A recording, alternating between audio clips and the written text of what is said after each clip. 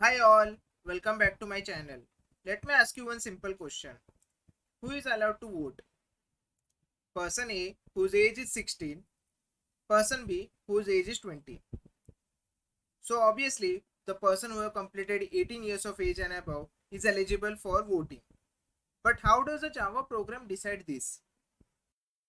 So to make this decision, the program needs to compare value. Age is equal to 20 and voting age is equal to 18. So we need to check, is age greater than or equal to 18? And this is where operators comes into picture. So this symbol greater than equal to is an operator. It compares two values and gives us results. Now let's see this in a very simple Java program.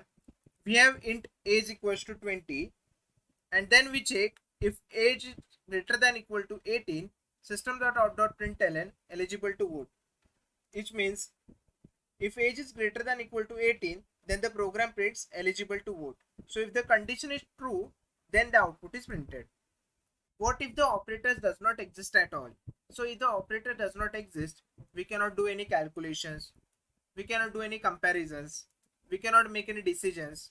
So our programs will store the data, as you can see in this Java example, int age equals to 20. So inside age, we are storing value as 20.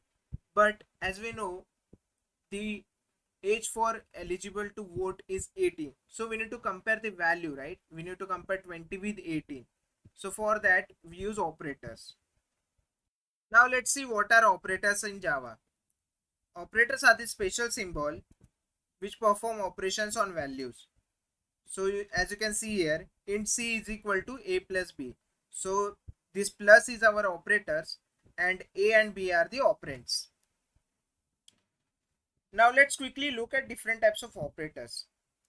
Java provides different types of operators, each for specific purposes. So we have arithmetic operators, which is used for calculation. We have relational operators, which is used for comparison. We have logical operators, which is used for combining condition. We have assignment operators, which is used for assigning the value. And we have unary operators, which works on the single value. So what's next? In the next video, we are going to start with arithmetic operators and understand them with examples. So till now, if you have any doubts regarding what are operators in Java and why do we use them, or any doubt about this tutorial, you can ask your doubt into the comment section. So whenever I will get free time, I will try to answer them. So friends, if you are new to my channel, I am creating Java tutorial videos from beginner level and that too from scratch. So if you don't want to miss any update for my upcoming videos, don't forget to subscribe my channel. Also like, share, comment on the content if this video bring out any benefit to you. Happy learning with Java and see you in the next video.